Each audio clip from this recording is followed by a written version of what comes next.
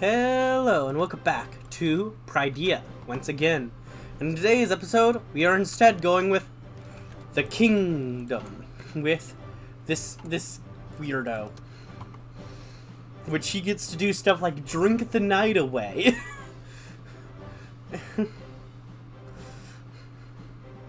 Well, what a great first thing to see from our leader.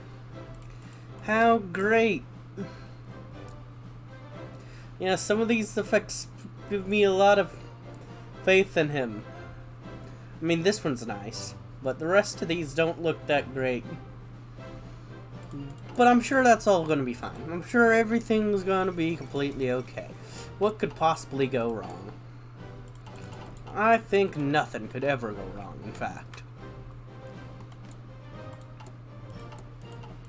Nothing will ever go wrong. Ever. Things will only ever be okay. That's what I say.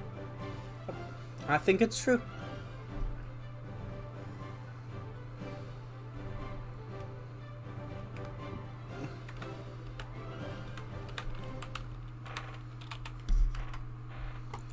No wines. No bad.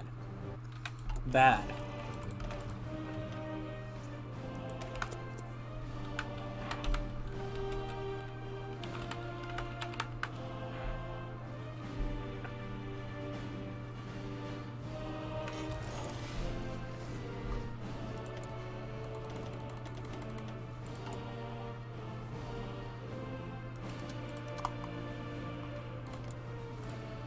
Alright, so you do that, and we will gather up the MPA, the future of our party.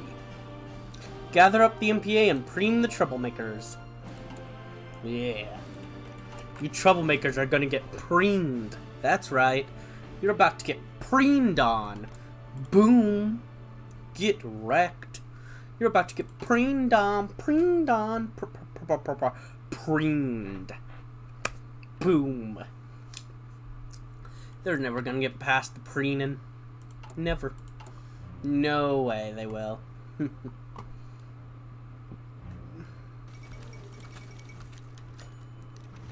The future of our party. The MPA across most of Aquilia is a sad shell of her former glory. Yet our dense discreet in Pridea, it has maintained its character and purpose. The party are almost all deeply avowed monarchist. Almost. We've seen various parties formed on nationalistic ideas from the Republican mantras. While they do not fall in line with us perfectly, they are a great weapon against the comrades and their cohorts. With luck, they may even be a key to the instigate infighting in our opposition. I'm sick of these goddamn Republicans and goddamn Barony. We will stand against the comrades. Yes. We will stand against them. And hopefully some of these will lead to events eventually, because it doesn't look like any of these are events. Well, I'll start with doing the ones that are that I get first, and then I'll check out the other ones, I suppose. So I suppose we'll drink the night away, support pony communities, and do a police crackdown first. Woo, let's go. That's what we all want. Those are all things that we all agree are good. Right? Right? I think you know the right answer here. So, I'm not gonna say it again. No, this is that again. Now let's do some romantic nationalism.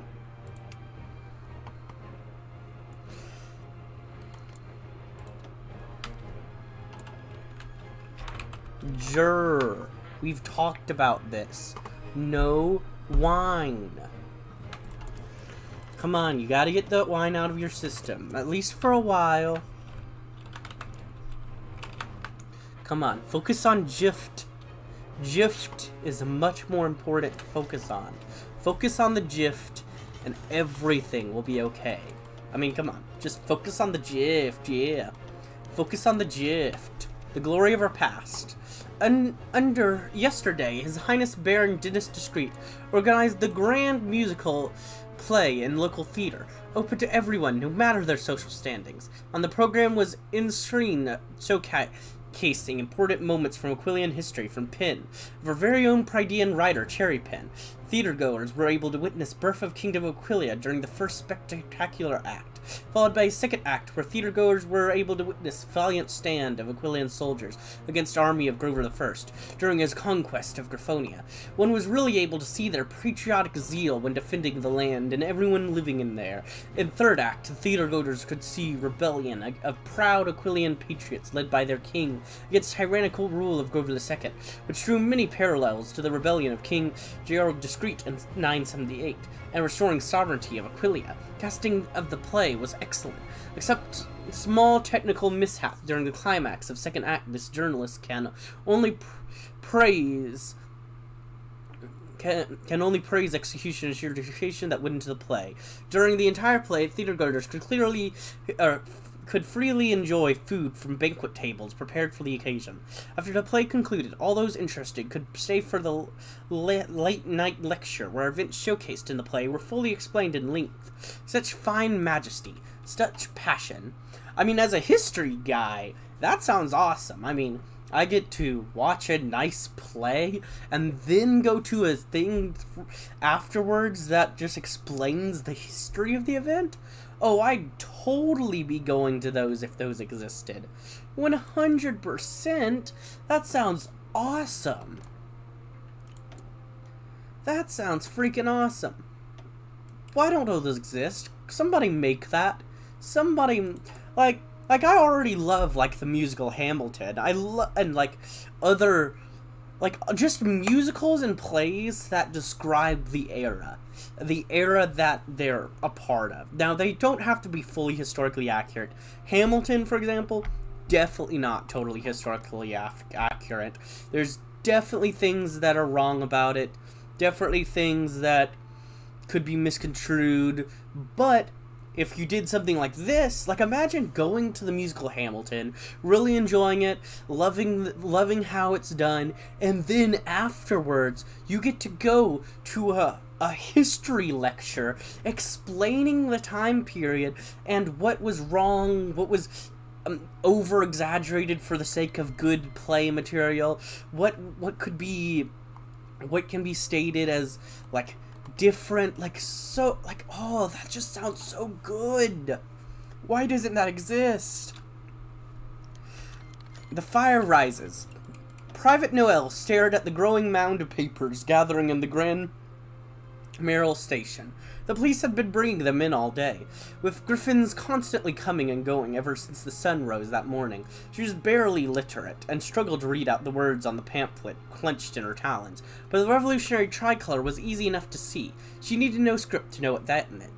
Find the printers that helped them make these, her sergeant grumbled, tearing a pamphlet in half of frustration. Better yet, just arrest all the printers in the city. We can't have any more pamphlets on the street. Do you understand? Noel saluted in acknowledgement. It will be done, sir, she said, and then quickly slipped out of the station at his dismissal. But even as she stepped outside, she saw a pair of griffins down the street, snatching 2 pamphlets off the ground and tucking them into their overcoats. Arresting all of the printers in Pridea might put a pause to new pamphlets being spread, but once words put an idea into a griffin's head, it was notoriously hard to shake out. Perhaps for the first time in her life, Noelle was glad she couldn't read, who was only more of her subjects were illiterate.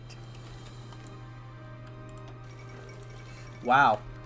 That's an interesting way of thinking things. I don't have to change my view of life. I don't have to think what could be wrong about society. I don't have to change my mind because I can't read what is wrong on this pamphlet. I can't see what is wrong with society here.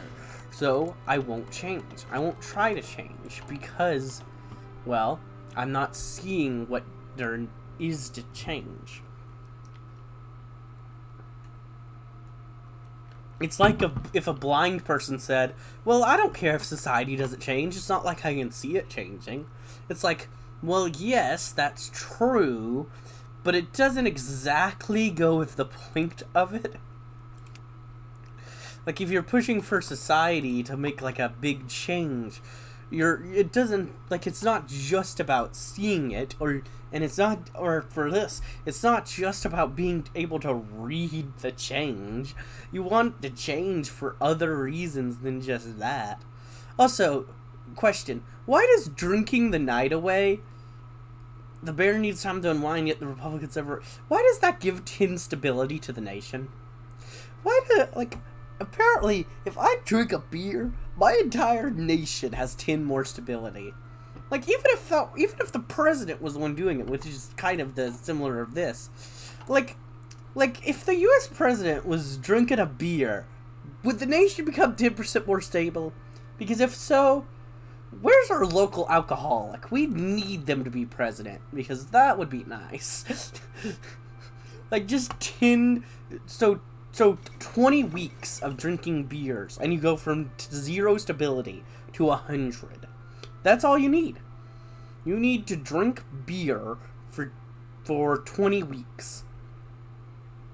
Which, for 8, 12, 16, 20... That's only 5 months. That's only 5 months of your presidency. Because you still have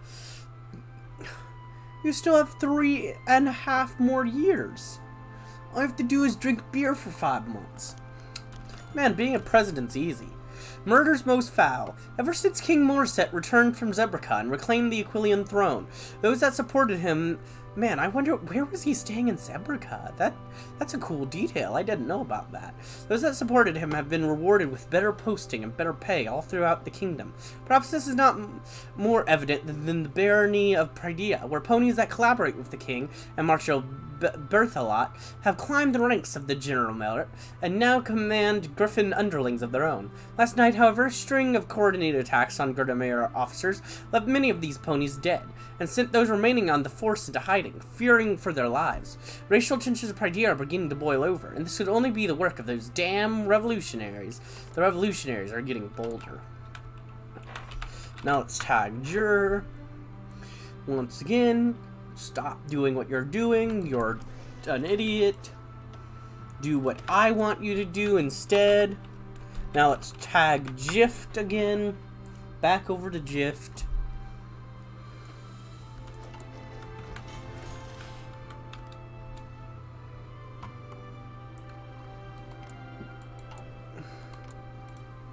All's fair in love and war.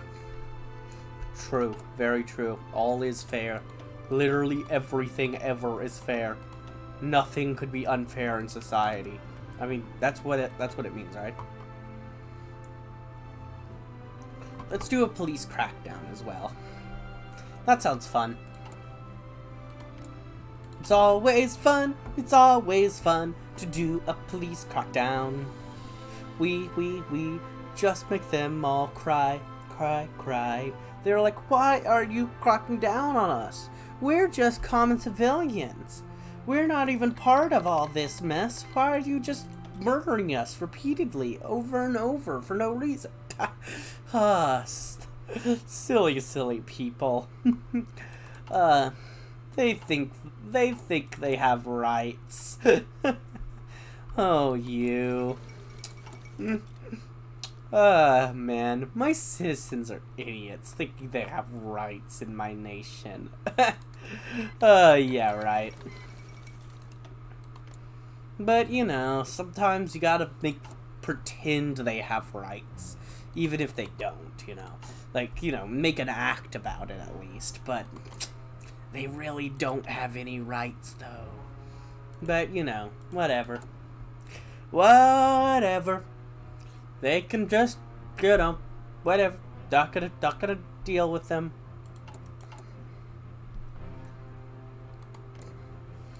They can think what they want to think, even if they're wrong. That's what I'll say. That's what I'll say. I think that's the right way to word it. Yeah.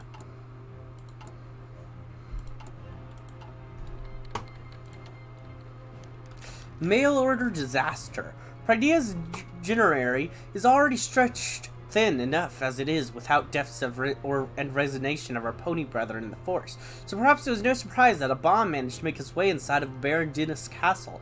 The bomb is stuffed inside a crate carrying a statue of himself the Baron had commissioned. It was wired to explode when the crate was split open. In anticipation of our Baron being present for its reveal, as luck would have it, the Baron's art collector couldn't help but sneak a peek at the sculpture before its reveal. And while Dinas will need a new collector for his private gallery, and some repairs done to the stonework of his castle, the vile revolutionary plot has failed. So the plot is the talk of the barony, and it is sure to spread revolutionary tensions across Pridea. Well, that's not great, but we'll be fine. But anyways, we'll be back in like 150 days, or if interesting events pops up, and I'll see you then. Bye! And there we go. Pridea holds. Despite the effort of traitors and revolutionaries, Pridea remains loyal to the crown. They tried their best, but it was all for naught. And it seems we are dragging more traitors to the wall again. Magnifici. But yeah, that'll be the end of this episode. And I hope you enjoyed, and if you did, like, comment, subscribe, and hit the bell button. And as always, peace.